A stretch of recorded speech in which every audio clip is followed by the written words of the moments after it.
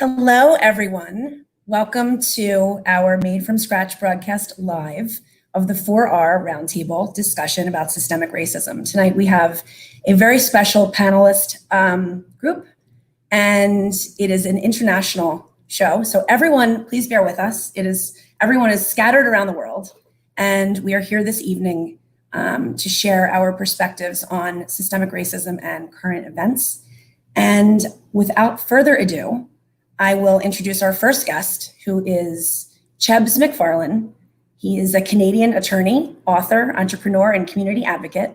His first book, Stronger, 8 Steps to Evict Stagnation, was just released on Amazon August 1st, and he's a host of the show Unfiltered with Chebs McFarlane, which is live every Saturday on Facebook Live and YouTube. Please welcome Chebs to the show. I think you're muted. Hi, Chebs. Hi, Annie. How are you? How are you? You have the best smile. We're so happy to have you. Thank you. Welcome. Our next guest, who is a personal friend of mine and a wonderful woman, her name is Carrie Brubaker. She grew up in Southern California, one of the most diverse areas of the United States. And since that time, she lived nearly 1/3 of her life outside of the US. Carrie is very pleased to join us for the first time today to talk the real talk about important issues. Please welcome Carrie to the show. Thanks very much, Annie. Glad to be here. Hi, Carrie. Glad you're here with us. Our next guest is very special. Her name is Mila Dechant. She is a culture and diversity scientist whose mission is to ease poverty of the mind and hearts with humanity, starting at the workplace. Please welcome Mila to the show. Thank you, Annie, for having me. It's a pleasure to be here. Hi, Mila. As always, it is wonderful to have you. Next, we have Laura Ribeiro, who is the leader of the Mastermind Alliances, the host of the JA Show podcast, ranked #1 and top 10 in many countries across the world for self-improvement. She's having a new book that's coming out soon called Your Silence is Killing Your Dreams. Please welcome Laura to the show. Hello, hi Annie, hi everyone. I'm so excited to be here and share so much with you. It's going to be such an empowering session, I'm so sure. Thank you, Laura. We are so happy that you're here. And our next, well, sort of a guest, but one of my favorite people and my co-host is my friend, business partner, and the brains and honestly, the brawn behind most of the things that I do and an all-around incredible human. Thanks for co-hosting with me tonight. Welcome, Michael Padurano. Hey, everybody. Thank you so much for coming. And I know that there's a few more still trying to get on, but we'll just roll with it as it happens. That's what we do here. So what I'm going to do is just sort of start off, and we can sort of go around. I can start with Chebs here and just wanted to kind of find out a little bit about your perspective regarding the current events and systemic racism, just from where you are. You can even introduce yourself a little bit and talk about where you're from, where you're calling in from, and just sort of give us your perspective. And then we'll go around the group. I can call on you, and then we'll sort of open the floor.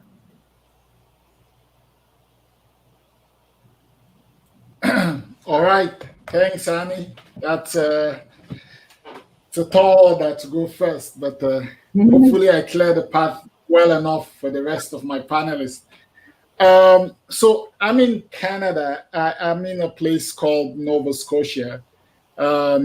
It's a province in the Atlantic Canada, and it is one of the provinces where we had some of the Black folks who were leaving the States, during the escaping, whether it's, slavery or just the slave trade that was happening in the States, made their way up north. And one of the places where they settled would be Nova Scotia. So we have some traditional Black folk here who stake the claim that they've been on this land for 400 years plus. So that context I provide just to say that, a lot of the times when we talk about racism, and all of the systemic inequalities, sometimes we focus a lot on the States because the US is a big country. It's a powerful country, but it also sort of comes with all the perks of, what happens with powerful countries. So there's usually a lot of focus and usually around a lot of the people of color, in the US. So those of us in Canada, who some people term us the small brother or sister of the US, we kind of, our issues around the same things sort of kind of get swept in the grand scheme of what is happening in the US. And that would be very true for some of the more recent happenings. If you're talking about the issues around police brutality and the outrage that has sparked, most often, the stories stem from the US, and then the firestorm sort of catches root around other places in the world. This time around, in fact, there's been a highlight on some of those same issues in Canada. We've had some incidents here which have also taken the forefront.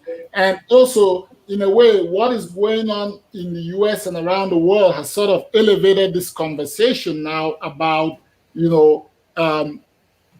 systemic racism within the Canadian context, and how that has always taken second place, because we always look at the big United States as the big baddest guy or woman in all of it.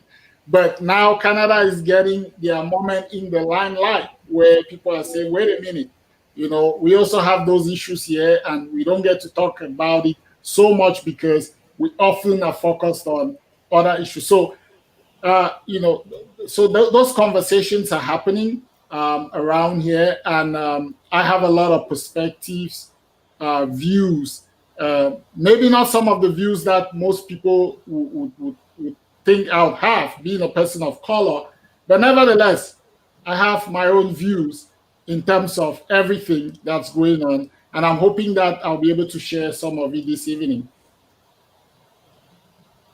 Thank you, Chebs. We appreciate everything that you just said in your little intro, and thank you. Carrie, would you like to sort of take the floor? Sure thing. So I appreciate the initial introduction, Annie, and I think for me that's one of the key jumping off points for my participation in this discussion is that I grew up where I grew up, and I had my student days and my young adulthood in the places that I had them. As Annie mentioned, I have lived almost a third of my life outside of the United States. So as a US citizen and also a person from the state of California, I grew up in relatively racially and ethnically and culturally diverse environments. But on the other side of the coin, I've also been an immigrant. And that's a kind of an interesting sort of side story that I think can inform this discussion. I cannot speak for the experience of all immigrants in the countries where I've lived, or certainly people of color or people who have experienced social or racial minority in the countries where I've been.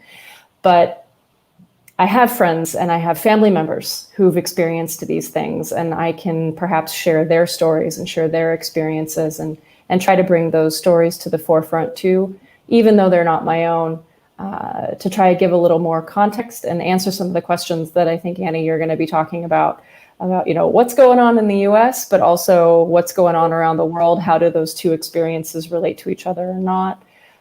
And I think that's probably good for my initial overview. I'll pass it onward and look forward to the discussion. Thanks, Carrie. Appreciate you. Mila, you're up. Well, thank you for having me, Annie and Mike. It's a real pleasure to share the space with all the other brilliant panelists. So I come from a really diverse background, growing up, being born in one country and then growing up in multiple countries and living in multiple continents as well, and then living in the US, being exposed to various cultures and ethnic backgrounds, and growing up in, I wouldn't say a melting pot, but just cross-culturally and with multicultural people. It was an eye-opener. But my experiences shaped the way that I see the world, not just from my lens, but also from a world perspective. Why people do the things that they do, why they say the things that they do. And it was a real eye-opener, being an immigrant in many different countries, how it was either I was called as an immigrant or as a foreigner, and two terms carry a lot of context, which I'll share later on. But living in the United States for the past 16 years, just not in one fixed state, but living in different parts of the United States is also an eye-opener, how culturally nuanced states are and how culturally nuanced people are.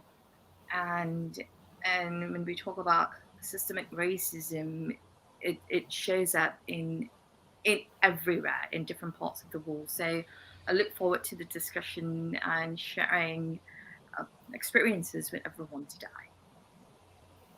Okay, thank you, Mila. So Laura is having a tiny bit of trouble with her internet connection. So if you hear it breaking up or she pops out, that's why. But Laura? Okay, hi everyone. So this is a topic that I'm really passionate about because you will understand when I share about my story, but at the same time, the reason why I'll talk about the JA show as well. And so when I think about, the perspectives that we're all sharing, I also wanted to go back to what is a definition of systemic racism? Because sometimes it sounds so obvious. And so I wanted to look it up and really understand what does it mean. And so when I found out, it says it's about how ideas of white superiority are captured in everyday thinking. And so when I first saw that, I thought, really? That's the definition? And then I looked at another one and it said it refers to the ways that white supremacy is reflected and upheld in the systems in our society. And I thought, wow, isn't that so powerful? And even seeing history, but even today, how that is still within our society. And it's so, sometimes it's, we're not conscious of it at all. And so when I think about Australia, so I'm from Australia, and everything that I've gone throughout my whole life, but really understanding where do the roots come from? Why do people think the way they do? And even in the workplace, when you look around and you see leaderships, even in politics, why do we see what we see? So it goes so much more deeper into that. And a few years ago, I was wanting to understand more. Why were people, I don't like saying the word racist, but why were some people treated better than others? And why was it automatic in society? And so within Australia, and not many people know this, and a lot of my American friends say, really? That happened? The thing is, even with, when we see the Black Lives Matter movement, I was so empowered that it impacted so many people around the world. And when we saw so many other countries come together, including Australia, it was, it was just an amazing feeling to say, you know what, we are not going to stand anymore for this. And I personally, when I share the story as well, that I'm so passionate about it because everyone is unique. Everyone has a value. Everyone has a purpose. And I truly love sharing Nelson Mandela. Sometimes there are things that we can't wait. We cannot wait for things to get better. We have to be the example today. And so it's amazing how we can come together with our voices and really share and empower other people as well by our stories. And so you think Nelson Mandela, 27 years in jail, but he had a purpose, he had a belief, he wanted to make change for the people. And so not only to say, yes, this is how society is, but how can we be different? How can we make a purpose in this world? And so within Australia, and when I found out, I could see why workplaces were the way they were, why people were thinking the way they were, why I was treated in school the way I was treated, and the term white Australian policy. So this policy, it started, there's a lot of history behind it, but in 1901. And it only governments, they started dismantling this in 1949 to about 1973. So that's where they had the policy that if you were of non-European ethnic origin and they were trying to target, for example, Asians or Pacific Islanders, not to be able to immigrate to the country. So this has also started from government. And then even when you look within the corporate world, there was this, and I'll share this, this was only last year. I was sharing with one of the chairman's friends I said to her, and she's white Australian, and I said to her, you know what? I know I'm so capable of so much more. I've got so much potential, and I know I get promotions, but I just see myself. And then this is what she said to me. She said, Laura, I'm going to tell you the truth. And this is the first time I've heard this, right? She said, Laura, you're a woman, and that's why, and you're not white. And I was like, what? And this is what this systemic racism is. You know, people may not even be aware, but that's what she said to me. And it really opened up my thinking of, really, that's how people think? But that's what we see today, you know, in some of the leadership that we see, unfortunately. And so it's been an amazing journey, I think, for a lot of us to be so passionate about something that we've believed so much on, you know, in terms of we are equal. You know, we have a special voice, we have a special talent. And so to see the world coming together now, I'm so proud of everyone who's coming to step forward. And that's also the reason for the book that I'm coming out in terms of Your Silence is Killing Your Dreams. We cannot be silent. You know, our dreams, it's so much more than us. It's about impacting other people. And then I'll just quickly share about the JA show. I've got more stories as well. And so within Australia, I experienced extreme racism, like so bad, because I'm not white, right? And people find that, really, that happened in Australia? Yes, it did. And it was so bad. It was so bad. I remember when I was 7, and I used to pray to God, and I said, God, why didn't you make me white? Why didn't you make me look like everyone else? Why do the kids have to be so mean to me? I used to go home crying, and I used to think, why did the teachers say nothing? Why did my neighbors say nothing? And I was just so upset as a girl, 7 years old, and I did not want to live anymore. But I heard a voice, and this is why I want to encourage young people too, and everyone, we all matter. And I heard this voice that said, Laura, you have a purpose. You cannot go. You have a purpose. And I remember that voice, and I kept holding on to that. And so I still hold it on to this day. And so the JA show, so I used to, you know, people would say, hey, Jap. And Jap is a really bad term. It's like, you know, saying the N-word in America. And it was, whoa, it hurt so much as a young girl because you didn't understand the hate. But the thing is, what I understood from that hate was reading people's emotions. I thought, if they treat me like that, and I know how it feels, I'm not going to treat anyone like that. I do not want to treat anyone like that. So it made me more conscious that I would not treat anyone like that. And so when I traveled to Brazil a few years ago, and they used to love me for who I am, they thought, and they used to call me this term, Japo Australiana, like Japanese Australian, right? And I used to think, oh my gosh, are they being racist? Because I remember as growing up in Australia.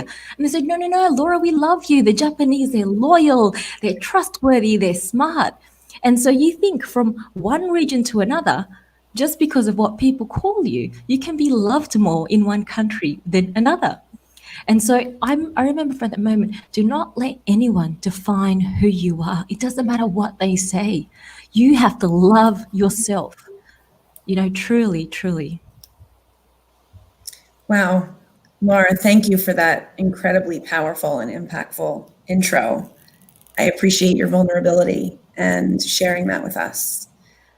We are trying to get Dr. Singh on, but I think we're having some issues. I'm not sure. So Michael, will you go next? Sure. Hey, everybody. So the reason I brought these panels together in the first place and, you know, teamed up with Gabe to do so and partnered with him is because at the end of the day, these conversations have to happen. These bringing diverse groups together from around the country, around the world, from everywhere need to happen. And the reason that this one is so special is because in the US, we have a bubble, and a lot of times we don't see what's outside of our bubble. We only see what happens here. We think that what happens outside of it can't affect us. The reality is we are one society. We are one race. We're human race. And that is a global thing. So the only way that this issue can be resolved ever is to come together as a united race, the human race, as well as get to the root cause, which is just pure out hatred, right? There's many isms, there's many different types of hate. There's many people always look for reasons to hate. The stem of that is a lot of it ignorance, upbringing, and not understanding. It's time to educate people, show them that differences are there to be thrived on, why our unique gifts and uniqueness needs to be praised and seen and felt and cultured and understood. Though we can't just dislike people for a difference. If we're doing that, then we're not even human, right? I mean, we're going beyond the call of, hatred. We're immediately alienating just specific groups. And it starts in education. It starts at a young age. It starts in upbringing. It starts at home. And it can be as simple as starting with the stereotype all the way up to starting with pure out hatred, right? Because a child is getting programmed one way or another. And these are things that systemically have to be changed. But the only way that happens is through education. It happens through a reverse education to where the youth educate the older ages, because the youth can be impacted faster. The systemic issues, it's going to take time. It's going to take a lot of patience. It's going to take looking at the root causes of the system itself. It's going to take more people voting and understanding what they're voting for. Okay? And that's a global issue, not just a United States issue. This isn't only about our November elections here. Yes, it has a lot to do with it. But it's not only about that, because the reality is, if the problem is fixed here, or if the problem is fixed in Canada, or if the problem is fixed in Germany, or if the problem is fixed in one area, in one continent, even 5 continents, it doesn't matter. If it still exists, it's going to fester back out and grow again, because it's easier to hate than it is to accept. So acceptance needs to be taught and understood and appreciated. And I feel like that's where the core of where we need to really stem from to bring about change. And my goal is by bringing in as many diverse people as possible, which at this point we're on our 6th round table, and we've probably had between 45 and 55 people, different people at this point. Everybody has their own perspective. We have had Black Americans that are conservatives. We've had Black American liberals. We've had people that believe in the peaceful. We have people that believe in the riots. We've had people that want to blame other areas, sectors, religious beliefs, want to blame others, right? And you can't get rid of hate with hate. It starts with understanding. It starts with empathy. It starts with compassion. And truth is, just like Laura said, if you can't love yourself, then you're never going to love another. So we've got to start at home. And I feel like this is an internal job, and this is something that only through education can we create. Thank you, Mike. It was really powerful as well. You guys are awesome. I wanted to just open the floor. I mean, a couple of you touched on some really personal events, and a couple of you didn't. So I'm going to open up the floor, and I would love to hear about personal experiences. I know, Laura, you went into that, but you have some more stories. And I know that everybody, again, like Mike said, has their perspective, and it's all valued here. That's part of what makes these roundtables so special. And there are more people that are supposed to be here, and they might be joining and might not, but this is a fine roundtable as far as I'm concerned. And as I know, a couple people have to leave early as well. So we're just going to run with it, and I'm going to give you the floor. So whoever would like to talk, please just start talking. Everyone be respectful, and I would love to hear your perspectives.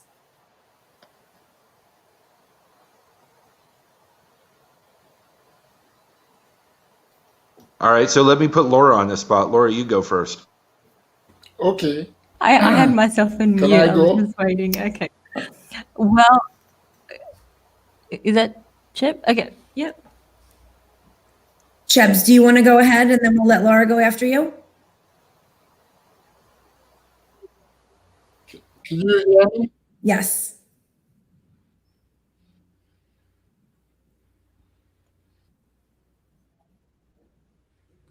Oh, okay. Thank you. So when I was talking a little bit there in the intro, I did not delve a little bit into my background. So let me give you a little bit of that, and then I'll give you some perspective on how I look at a lot of these issues, which are sort of intersecting in many ways. So I grew up in a country called Cameroon in West Africa. And, I immigrated to Canada in 2006. So I grew up in a largely, Black dominated country, if you want to put it in those terms.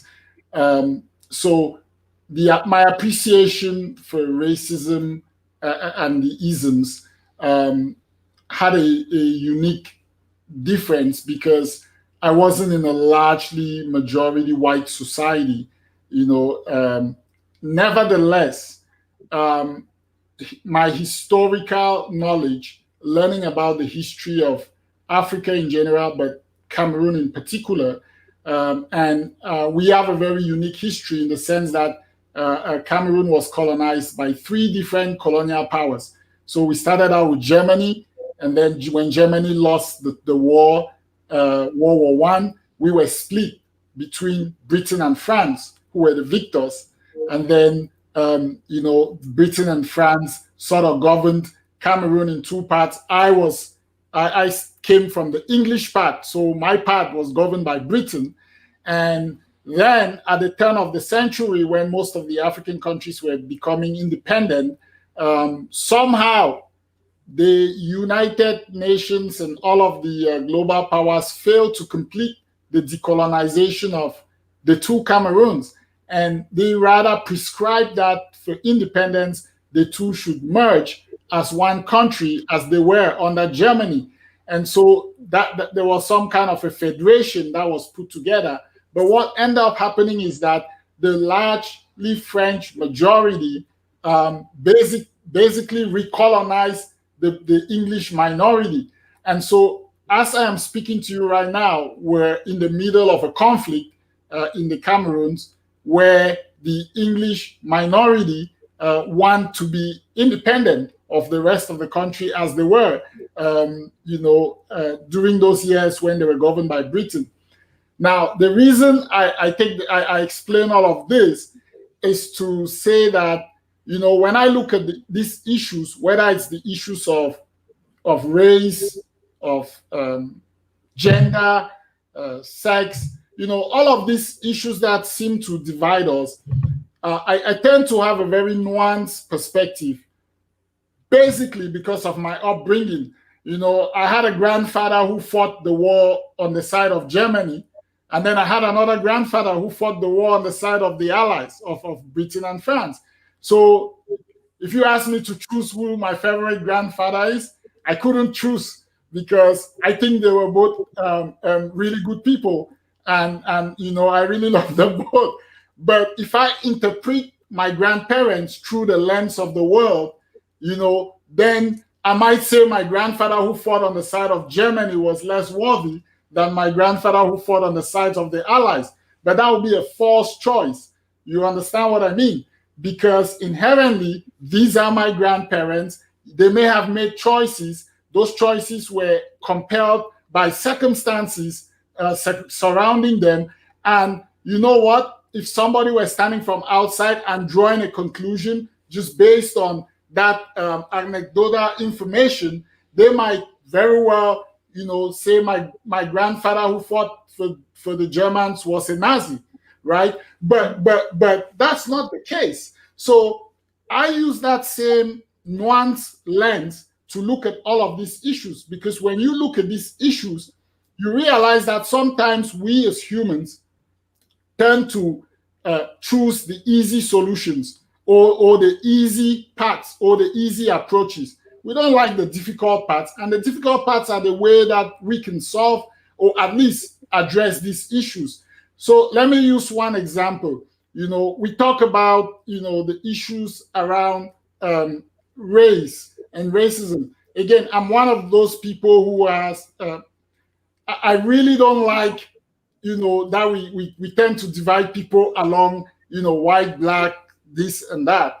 But I understand that we have to do it for the purposes of facilitating some of the equality-seeking actions that we want to do.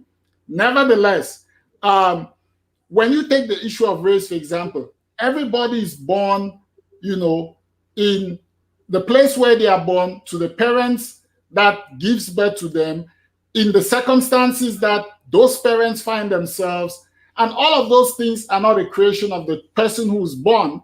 It is a creation of society, the people who have the children, and the ways in which we have put laws to govern certain things. So when I look at it from that perspective, I take everybody at face value as a human being, and I try to treat them that way.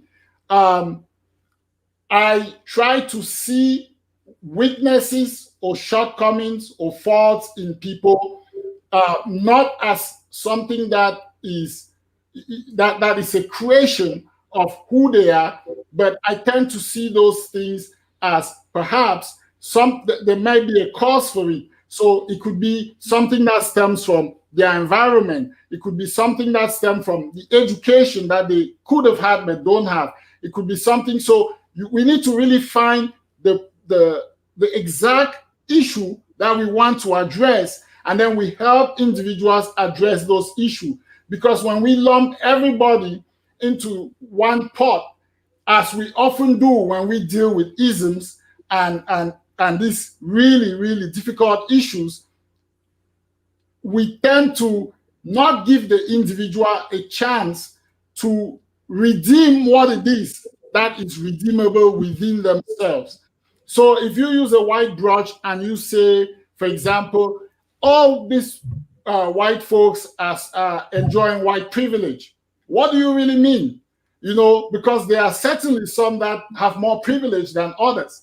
And if you look at it through a critical lens, there are also certainly certain other people of color that may have privilege or privileges more than people who may be visually white but may come from a lower socioeconomic background, from a different, from all the things that we tend to associate with inequality and all of that. You could have people who come from that. So in a sense, the way I like to look at these issues is to take them one at a time and say, what is the root cause of this? How do we address this without necessarily demonizing a whole group of people or demonizing a particular group,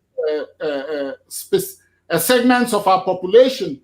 How can we bring people to take responsibility and say, you know, if I didn't get an education that allows me to understand the holistic historical record of our humanity, then it is up to me. I need to do more rather than you are a bad person, you've done this, that's wrong, you've done that, that's wrong, people are suffering because of you. No, it's how do we bring people to understand that we all as individuals have responsibilities. Even me as a person of color, I have responsibilities to my fellow human beings who I may think have privileges more than myself, but it is in that context that I tend to look at these things. Thank you, Chubbs. I appreciate you and everything that you just brought to the table. I want to also get to the women that have to leave a little bit early. Laura, would you take the floor? Thank you, Chubb. Sure, I'd love to. And just how Chubb said that we all have a responsibility, and I think that's a key thing. We all have a voice, doesn't matter what background we are, we have a voice to really speak up about this important topic. And so, you know, I was born in Australia, and so growing up with a lot of the hate and the racism, I never understood why. Sometimes you question it, but you just don't understand why. You end up accepting it. And I think that is the worst, when you realize that that's just part of society. Until I found out in my adult years, it was just so wrong. And, you know, I speak about this a lot, is you have to listen to your instincts. What are your emotions telling you? What are your thoughts telling you? And it was to the point, and sometimes the most hardest things that we go through in life are the best experiences, because you learn from it and you find out what can you do. And so my grandmother who raised me, she was such a generous person. When she passed away, it was a few days before I was sitting beside her during her last dying days. And I just knew, wow, you know, how am I using my life?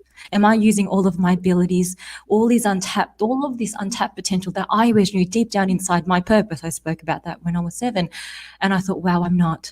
And so when she passed away, I was questioning myself, because we all have this responsibility. Am I doing everything I'm supposed to do in this world? Am I doing everything? And so I questioned myself. And so the first word that came up, and it was so painful, I think, all of you know who's listening, and all of you are joining us, anyone who passes away that you love so much, and this is why we've seen this pain around the world with George Floyd, because we know that pain, it hurts so much. And so when I felt that pain, when I lost someone that I loved, I thought, wow, it's so real losing someone, but we have that responsibility in our life to be our best, to use our purpose, and to use our gifts, and to use our voice. And so I thought, what can I do? And I thought, I'm going to start with video. And I started sharing on LinkedIn. So it's amazing we can do this and share this with the LinkedIn community. And so through that, I was sharing across LinkedIn. I was getting seriously thousands of feedback from people around the globe saying, Laura, you are so inspirational. I love you on video. I love hearing all of your stuff. And I thought, wow, this purpose is real. This is why we all have a voice. And then I looked at who's listening to my stuff. And so I know there's a lot of focus on the US at the moment. But when I looked at who's watching my stuff, it was 42% USA. It was New York, LA, and I thought, wow, this means so much more. And then from my own place, from Australia, it was 11%. And then I had Brazil 10%. Well, actually, it was more, it was 12%, sorry. And then all around Europe, all around Africa. And so seeing that is, we all can make that difference in the world. And not to see everything as we see it around us, but what can we do? Because if I had waited, for example, and mind you, when I was sharing on LinkedIn and I was getting great engagement, I had a lot of leaders that I was working with saying, Laura, trying to silence me. But it was because my grandmother passed away. I thought, I cannot be silenced anymore. I need to speak up. And I made that step. I literally made that step, and doing everything that I'm doing today, because the thing is, you cannot wait. And I'm speaking to empower people here. You cannot wait for society to say, yes, you can go for that job. You cannot wait for society to say, yes, you can be that amazing performer. You can be that actor. You can be that singer. Do not wait for that. You take that step. Because when I took that step, honestly, I was so amazed.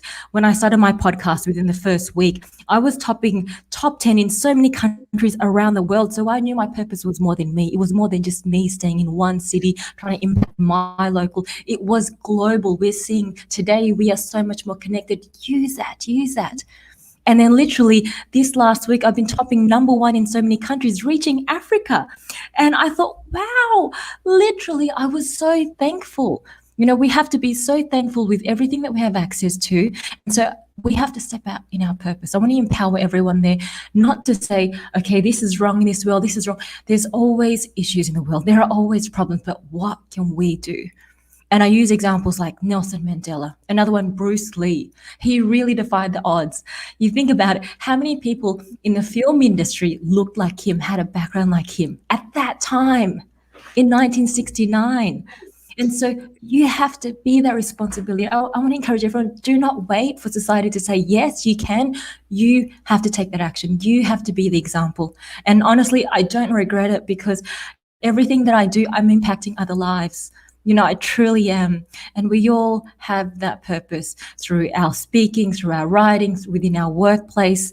Do not wait. The time is always now. So just want to encourage everyone with that story. And I saw there was a few years ago, and my husband always saw me. He said, Laura, you've got amazing talent. We went on our honeymoon. We were in Dubai. He saw me doing videos and he said, Laura, you need to do this. This is your calling. You are so gifted. And I said, no, but Australia won't accept me. I'm not white. I literally, that was in my subconscious mind, because I was programmed. We spoke about the systemic racism. Like, we just thought, okay, I accepted that.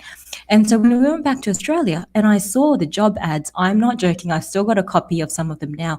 It said ethnic, white, Caucasian. And I said, what? But I was born in Australia. I have no control. English was the first language I spoke. But I'm sure maybe it's not the case anymore where they can post that. But that's what it was. And that was only a couple of years ago. And so today, I just want to encourage everyone to step out. Do not wait for society. Use YouTube. Use all the streaming platforms that we have. When you think about the person who's made the most money on YouTube, He's a young boy from the United States in Houston. We can look at all of the American dreams. It has inspired me so much. Abraham Lincoln, all of these people, they also didn't grow up with much. They also had a difficult background, but we need to be the example. And I just want to encourage everyone, be the example. Do not wait for society. Make that move. You know your purpose. Listen to that voice within, because, I'm the true living example. Really, really. I've impacted so many people because I've just stepped out. I've taken the risks. I didn't accept what society told me before. But truly, there are people who want to listen to you, want to hear your story, and want to hear how you are making a difference. And I just want to say thanks. This is an amazing platform for us to speak about this. Laura, thank you so much for your motivational message. And one might even venture to say that you're living with Annitude. Just, just might say that. I think you're saying awesome things and even doing more awesome things. So, Mila. It's really fantastic hearing Chaps and Laura. Thank you for sharing your messages. It's really inspiring. So, growing up, since young, right? I've always been exposed to what discrimination has been, or racism has been. But all of you spoke about a very important theme, which is race. We need to move together as one race, and that is a documentary I watched a couple of years ago. And this documentary was made by a Malaysian female, and we don't get to watch a lot of documentaries made by someone else, besides if the documentarian is from the United States or from the UK. But this was a documentary which was eye-opening and mind-opening. And the documentary was about what is race, and only young children were interviewed in this documentary. And it was done in a primary school in Malaysia, where the question was, what does race mean to you? And every child responded with race car? You mean race car? Competing? That kind of race. And it was heartwarming to see those responses. It was one response after another response. And mind you, Malaysia is a country where diverse ethnic groups are living in, are coexisting. Yes, it's a predominantly Muslim country, but you have various ethnic groups, from Chinese to Malays to Indians to Brits to Americans to Chinese to Portuguese. But that documentary was an eye-opener as to how children see race as. I just wanted to highlight that, and to see the whole global epidemic of racial discrimination, right? We always focus on racism in America, but growing up, I also saw what racism transferred and can become and manifest in the form of colorism. There's racism even in countries like Southeast Asia, South Asia, East Asia. Muslims in China, the Chinese Muslims are ostracized because of the religion that they practice. And having that opportunity to experience all of that, and even as a child, right? Even as a child, to be told, oh, you're different. You are dirty looking just based on my skin color. I could not fathom that kind of mindset, or the kind of narratives which were imposed onto me. And I had a teacher who constantly picked on my intelligence. I was 9 years old, and to be told that I'm stupid, I do not belong, I'll grow up to be a person who picks up other people's rubbish, I'll become a rubbish person. And this was the narrative I heard from an educator who isolated me and ostracized me just based on my skin color. And which was, it just did not stop at the abusive narratives. It continued with the abusive physical abuse as well. I was slapped, punched, my hair was pulled, slammed against the wall. This continued for 2 years. To experience that form of racism as a child was, I think that I would describe that as hell. And to have that thought process of me, am I good enough? Is this my reality? And to be told that you are stupid just because you look dark, and to me immediately coined or to pigeonhole just because I look brown, people immediately say, "Oh, you're a stupid Indian," or "You're a stupid Pakistani," and without even understanding, what my heritage is, what my background is. It was interesting to experience that kind of racism from the different parts of the world I lived in, and to truly understand why do people say the things that they say, why do people do the things that they do. It is deeply rooted on the absence of their understanding, the absence of wanting to learn about other people, right? We can easily give education, but at the same time, if someone is not willing to accept that education, or if someone is not willing to open their hearts and minds, education can never progress. So it was really interesting to see how some people had had the mindset, they treat it as that, oh, it's not a big deal. I'm just going to treat you as though you're subhuman. I'm going to treat you as though you do not belong. And in living in different parts of the world, I always was labeled as, oh, you're the foreigner, you're the immigrant. But foreigner carried a more hefty meaning, where it was labeled as, oh, you're the foreigner who can't speak a certain language, or even as an immigrant who can't speak English, despite the fact that I'm speaking in English. But what it translated as was they were looking for a very monolingual type of person who looked white, who had the American accent, who belonged in the dominant culture, who belonged in the mainstream thinking, mainstream speaking, mainstream doing. But my parents were huge champions, and they always taught me, like, everyone is born differently, and you can't change the way that you're born, because that's how your creator created you. You can't change your melanin in your skin. You can't change what kind of gender you're born with, right? Because even though gender is a huge issue in the United States, when you look at different cultures in the egalitarian or individualistic or collective cultures, gender is open-handedly welcomed. As to, there are some cultures where they will cut themselves to bleed to experience what females experience in their monthly cycles. Males consciously dress the way as females dress to consciously understand what females undergo. Certain cultures do practice that. And it's just programming, right? Just programming from what we see on the telly, and what is localized, right? The Western culture kind of like leaks into other forms of culture, and they adopt what beauty becomes, how we should treat people, what education should become, how we treat different people.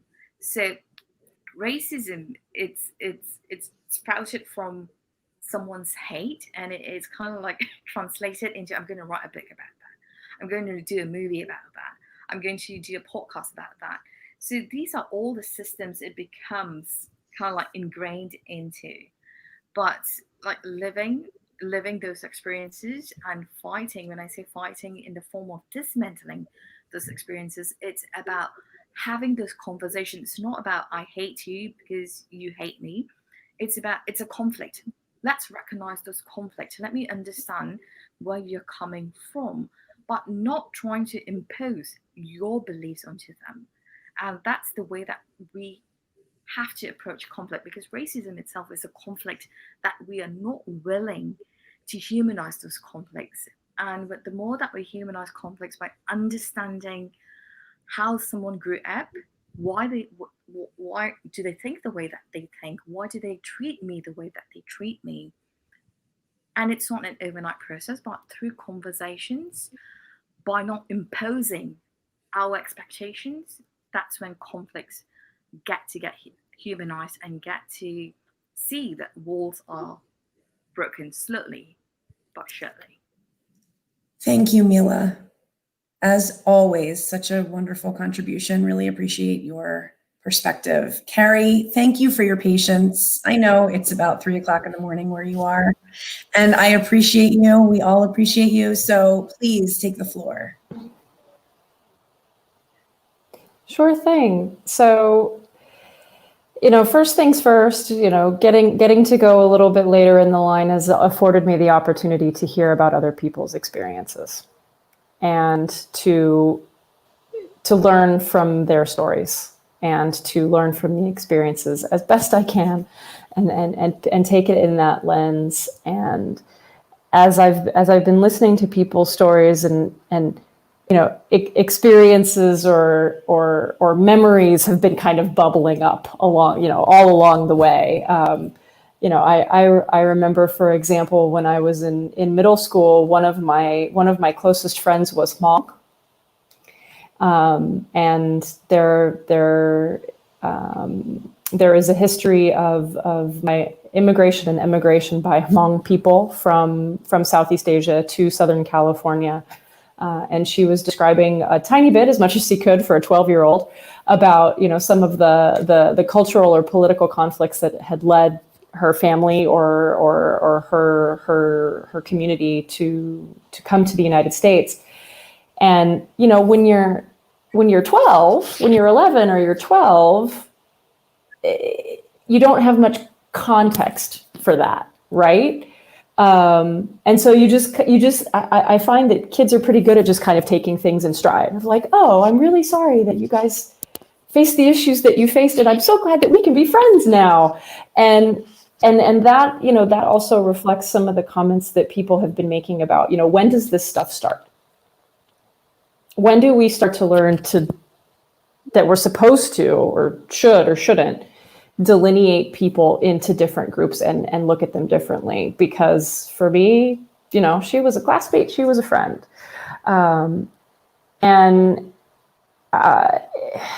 But I've been guilty of it too. I've been guilty of maybe not asking the right questions or taking things at face value.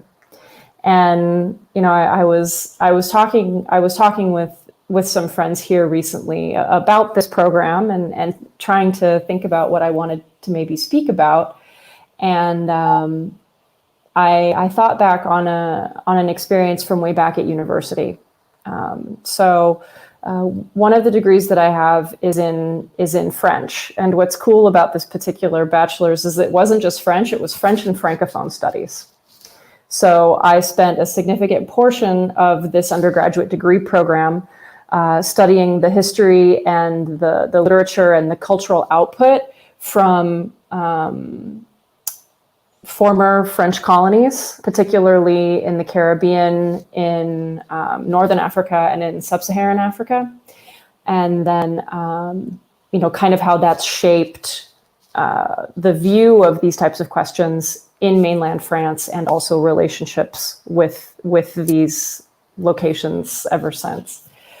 And growing up in the United States, usually when we think of France, it's like the Eiffel Tower and baguettes and, this kind of very romantic, Paris is the place that people want to go to on holiday, right? It's some people's dream.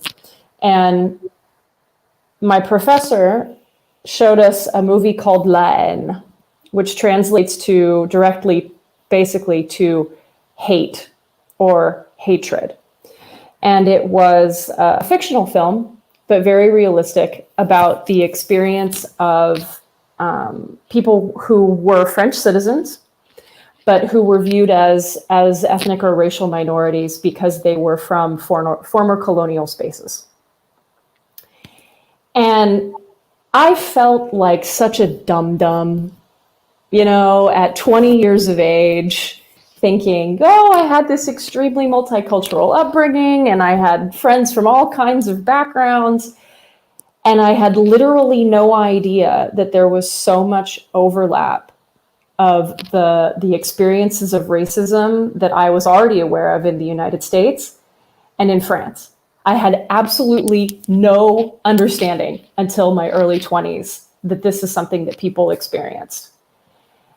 And I tell you this tidbit because it's shaped a lot of my thinking on this going forward, is trying to look past assumptions, trying to look past sort of a base, what your education has given you, or what your current environment has given you, or the assumptions that you're making about what you know or don't know about what other people are living.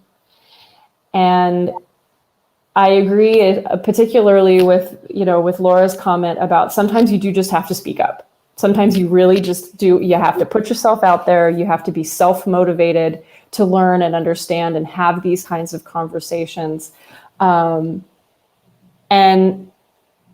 I don't know, I feel like it requires a mix of all of these things, right? It takes a lot of work. It's a personal struggle for each of us, is like, when do we speak up? How do we speak up? How can we become better informed? How can we develop the relationships that allow us to be better people and get this information out? And the last thing that I'll leave the group with is one time that I'll close with is, there was one time that I just could not keep my big stupid mouth shut. And I'm glad that it didn't get me into more trouble than it did.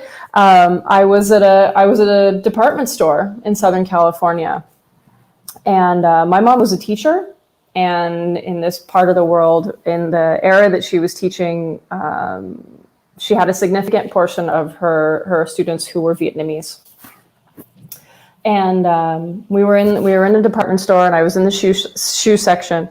And there were two Vietnamese women in the shoe section with me looking at shoes, speaking Vietnamese. And one aisle over, there were two women, they were white women, and they were saying just horrible things about the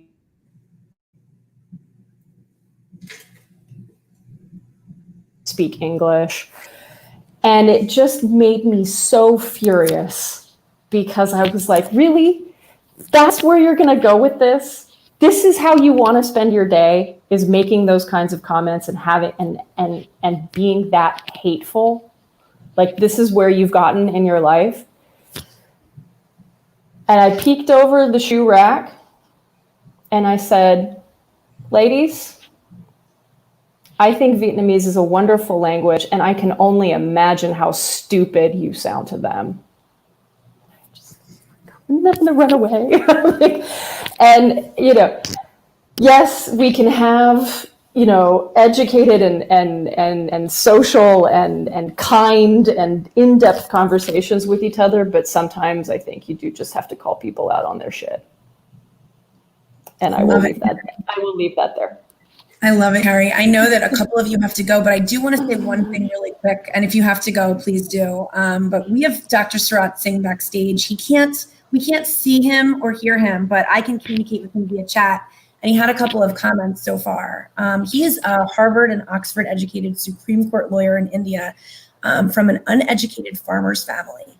Barack Obama's contemporary at Harvard Law School from 1988 through 1990. He's argued more than 2,500 cases on important points of law involving over $50 billion in the last 25 years. So unfortunately, we can't see him, but he's made a couple of comments. And one important question he wanted noted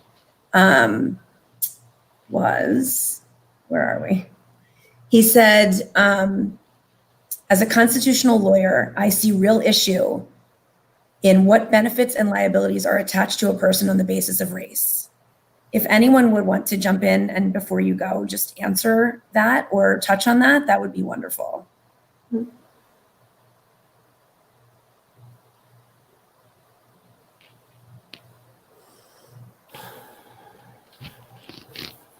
I'm staying to the end. So, Carrie, if you want to go first, that's fine. Yeah, I mean, talk about asking the real questions. Where shall we begin on this? I think part of the challenge is that everybody would have a different answer to this question, right? Mm-hmm. And so I cannot but be aware of the benefits and yet let's use the word privilege that I've experienced being white in the parts of the world where I have been in my life. And so because I benefit from that, I try to have the responsibility of understanding that not everybody has benefited in that way. Liability, I think, is a much more complicated issue. I don't know that I'm equipped to really go into that too much right now. And so maybe I can pass it to you, back to you, Chebs, or maybe even to Annie or Mike, if there's some additional meaning or context that you see in this question. Mm-hmm. Yeah, if I may just jump in, Mike. I know you've been quiet. If you want to go in, that's fine. No, go ahead, Chebs. You're good. Okay. So, I did. Thank you, Dr. Surat, for that question. It's a good question, and we might need a longer session to unpack all of it. But I'll give you a couple of views that I think. On the face value, yes, it is correct. Basically, people attach benefits or liabilities, if you will, based on how we look. Let me put it that way, not even race, just a matter of how you look. If you dress very well in a certain circle, people just give you respect because they think, dressing well and proper is a sign of affluence and, responsibility. So it's the same thing. In other cultures, just because you look different than most people who are there, people see you as a stranger. And if the culture is driven in a way that they afford strangers great respect, then people are going to treat you more respectfully and cater to you just because they see you as a stranger. Whereas in other cultures, if people have an aversion for strangers, then they will treat you in that way. It doesn't matter what race you are. But similarly, also race plays a little bit into this. Like we all know about white privilege. I like to say that we all have privileges, and so our different privileges manifest in various places where we find ourselves. If the environment is conducive for that privilege to manifest, Mila, who just left, talked about how a lot of the times when we talk about the real heated issues around race is because something has happened in America that has sparked that. But it is not for the lack of racial inequality happening elsewhere in the world, right? So, for example, I like to chide my fellow folks, whether it be African Americans or African Canadians, I like to chide them and say, hey, you know what? You know why you think police brutality is the main issue? It's because you live in North America, right? That is the issue in North America right now. You know what the issue is in Africa? It's poverty, it's hunger, it's people who are sleeping outside because they don't have roofs over their head. It's war and conflict. Those are the issues. They're not paying attention to Black Lives Matter. They might watch the TV and say it, but trust me, I'm dealing with a nation that's rife in conflict, and I'm helping to try to work towards a peaceful, permanent solution to that conflict. And the issues you hear from people, in fact, most people would actually deride our brothers and sisters in the North because they think that, when we chant something like Black Lives Matter, then we ask the question, which Black Lives Matter? The ones in North America or the ones in Asia or the ones in Africa or the ones in China? Which are the Black Lives that matter? So these things are really, really complex. They are very nuanced. And just as Carrie was saying, if you ask different people, they're going to provide you different answers. But that's exactly the reason why they will provide you different answers.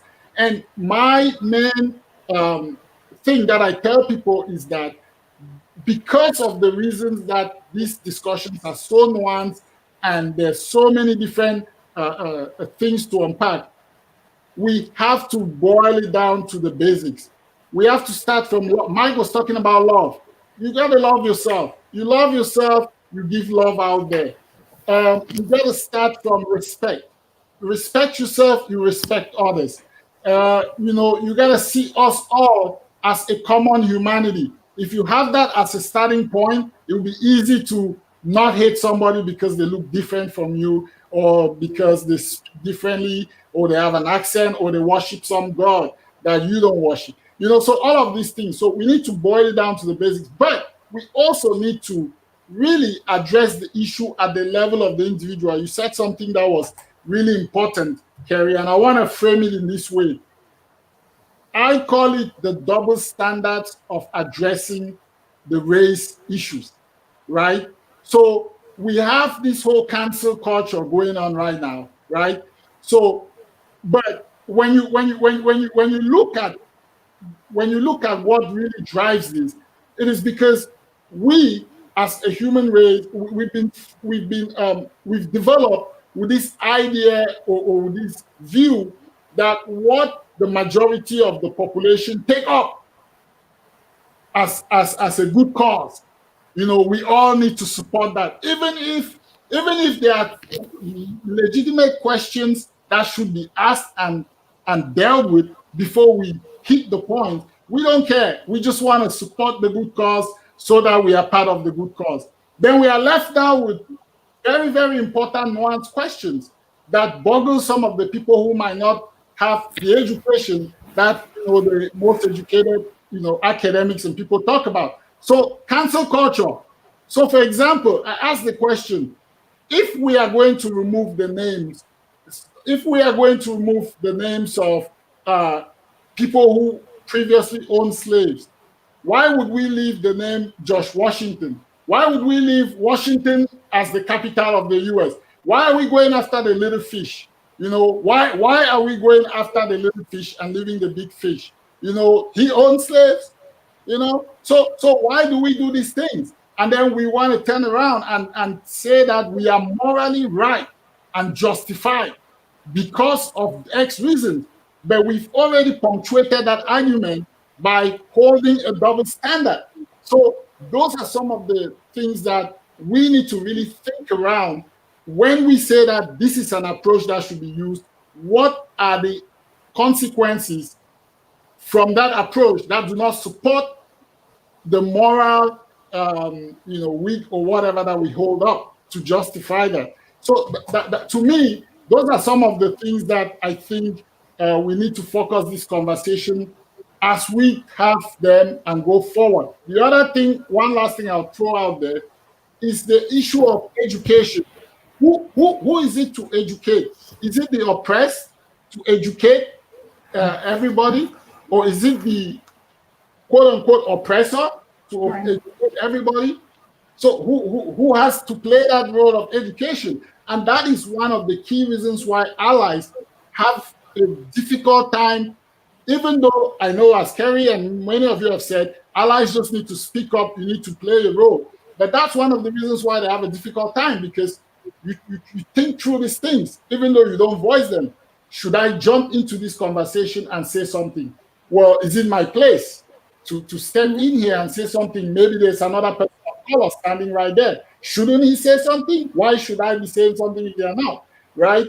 Am I not? If I say something, am I not co-opting, this conversation and acting as if I am the oppressed? So there is all these issues that people don't really talk about, and we just want to say, defund the police or do that, and everybody feels good, and then 10 years or 5 years down the road, we're back in the streets saying the same things. Maybe we modify a little bit of the chants, and then we keep going in this cycle. So let's break out of the cycle.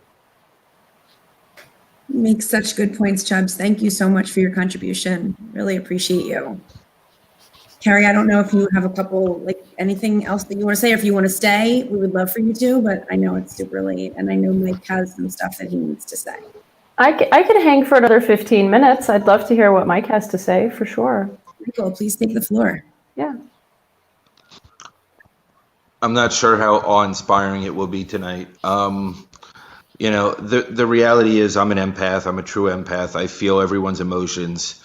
Doing these panels and creating these panels and bringing people together from all different backgrounds all over the world and hearing all different types of stories and horror stories and hatred that they've gone through, no matter what the hate is about. I carry that with me. I feel that pain. I empathize with it. And, you know, at the end of the day, this is a divisive world because the people in power want to stay in power. And they thrive on the divisive nature of extremes, one extreme or the other, right? It doesn't matter as much to them which extreme is okay. They just need the extremes. And this is a global issue, not just a U.S. issue, not just a single country issue. Because every time that there's a war in any country, a lot of other countries make a lot of money. And a lot of people that control money make a lot of money. This is a very deep-rooted issue. The education system is destroyed, and we act like it isn't. We're giving up on the youth, and we're allowing it to stay that way because everybody's complacent in it. And it doesn't affect the decision makers today because they already have their education. The reality is if this world is going to continue to evolve and people are going to continue to thrive and human race and humanity is going to come together in some shape or form, the education system needs to be a foundation of that. We need a democratic education system. We need an education system that educates everybody, gives everybody an opportunity to learn, everybody an opportunity to thrive, everybody an opportunity to stand out no matter who or what they are. This is a world that thrives off diversity, not division. The problem is we've segregated this world to where it thrives. Wow, my head got bigger. To where we've segregated this world to where it thrives on just tearing people to shreds. The reality is that is not how humans thrive. That is how a broken system thrives. That is how people in power stay in power. That is how people that can control the system, that can control the narrative, that can funnel the direction that this world heads. That's what they do. They don't want to relinquish that power. You know, Black Lives Matter for the youth that are in the street supporting it are not the same people that are causing these riots, burning down houses and terrorizing people and breaking into stores. You know, Black Lives Matter, the organizational leaders do not carry the same opinions as the people on the streets, because the people on the streets, the way that their leadership is, it's so divided and broken down, nobody even knows who the leaders are. This is a message that is being carried forth for the right reasons, but being manipulated for the wrong. This is a system that thrives and allows it and showcases it. They support it. They want it to grow. They want it to engulf people, because the more divisive that we become, the stronger that the oppressors become. It's not about black or white. It's not about Jewish or Catholic or Muslim or Buddha or any of those others, any other types of hatreds, gender equality, anything. It's not about that. It's about power and control. And let's not kid ourselves. At the end of the day, people in power want to stay in power. We are probably not very far from the Hunger Games or one of those dystopian or whatever it is, you know, futuristic societies where the people in power control everything for those that don't. If humanity does not come together as a united front, we are giving up that right, and we are choosing to. It is every single human being's on this planet responsibility to stand up and say something. It is time for people to come together, no matter where they are, no matter who they are, no matter what they come from, to stand up and say, we want change. Because that is the only way it happens. If 1% controls the world, which I don't even think it is 1%, it's probably 1% of 1%. If that controls the world, can they really compete with 99.9%? The reality is no. Because they're not the strong arm. They're not the people making these actions. They're the people that are controlling the laws, controlling the money flows, controlling the systems that then in turn flip it upside down. There's a reason that these systems have been put in place the way that they are for centuries, because it makes the power stay where it was started with. It's not about the the let's have a cause at a convenience, right? Let's pull down certain statues but leave others. Let's teach whitewashed history. Let's teach U.S. version history, not world history, right? There's so many slants to keep us in these bubbles, right? It's easy during the Cold War for the U.S. to point out, Russia or the USSR, or whatever we call them, and say, oh, they controlled this, they controlled that, they manipulated their people. Well, we weren't any better, right? The reality is we did the same thing, and generations have allowed that to continue.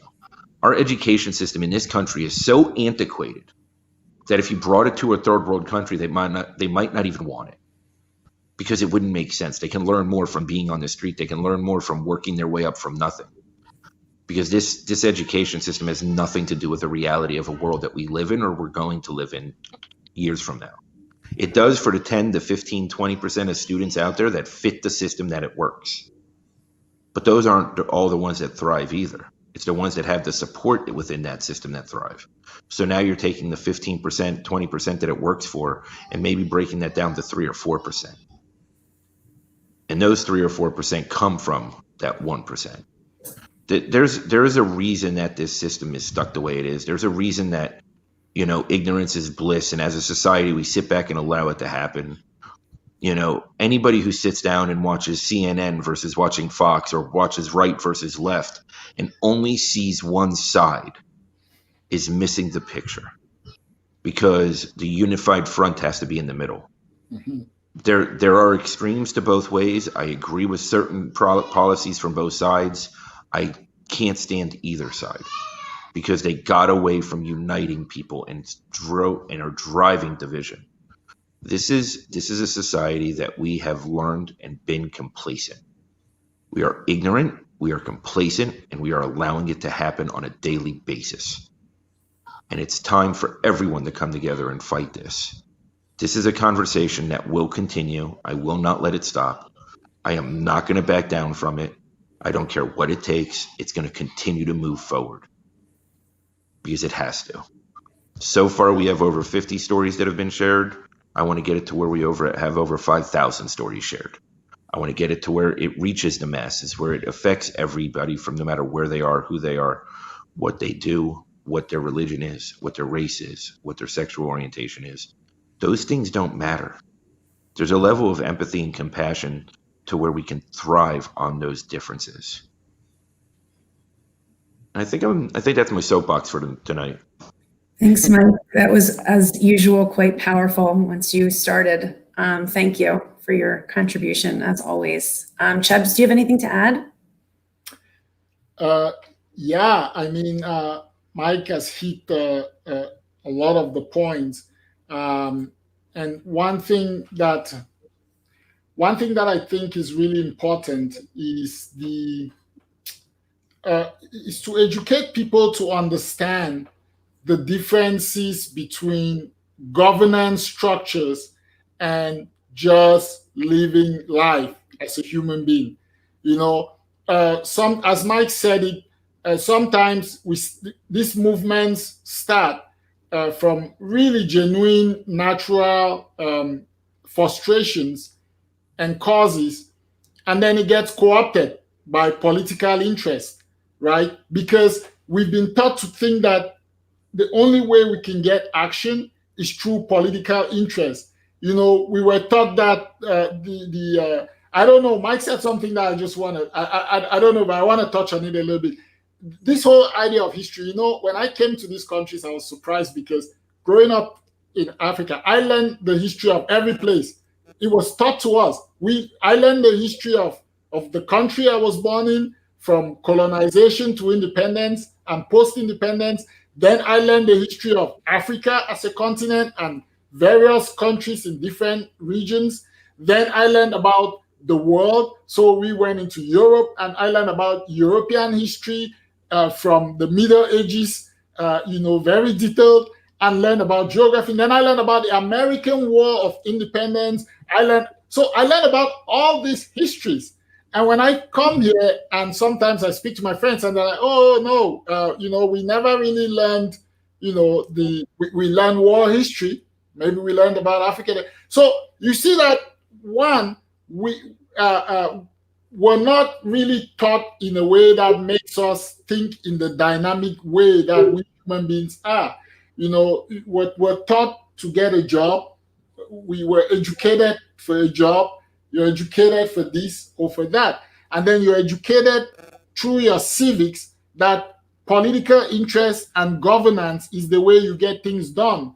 If you try to go out of that, maybe you get called an anarchist or some other term that best describes that. But that is the problem, is because now when natural movements come up like this that can really bring change, we end up at the very tail end. There's a lot of energy, there is a lot of power, there's a lot of ideas, but as it moves towards the stage where you have to put in place actions, you start finding that political interests start to come in, because that's most times the lens that we see ourselves using to change society. And what are our political interests based off? They are based off economic interests, because most politicians are supported by people who have money and have their own interests. All right, we live in a capitalist society. So all of these different things, I think, are also part of what we need to address when we talk about inequality. If we keep narrowing inequality down to race or gender or any of the isms, then we just continue to divide ourselves as a unified human race that can have that punch and impact. We start to separate interest groups. And I think it was Jean-Jacques Rousseau who said it, that we're going to get to a point in society where, because there's going to be so many different small competing interests, we're not going to be able to have that social contract work for the greater good, because we have so many competing interests that are working for their own interests, and they see all other interests as antagonistic or as opposed to their own interests, right? So that's a really important part of these conversations that we need to have, and allow people to be able to express themselves in what they think is the reality of life. And then we have a conversation about, well, maybe this could have been wrong, or maybe, that is not so workable given this new knowledge that you now know. And I think in that way, we might be able to make some progress. Thank you so much, Chubbs. I think you guys both nailed that. And I think we're going to start to wrap up the show if no one has any other comments. Sadly, we missed a couple of guests, but I think on a positive note, we had some really, really impactful, powerful things said tonight. And I just appreciate our entire panel and my wonderful co-host, Michael. And Gabe, thanks for running the behind the scenes tech tonight. And I hope everyone enjoyed the show, and we'll keep tuning in to us every other week on Monday night at 8 Eastern Standard. We do this roundtable. And thank you to everyone who watched and is involved. And I appreciate all of you. Peace.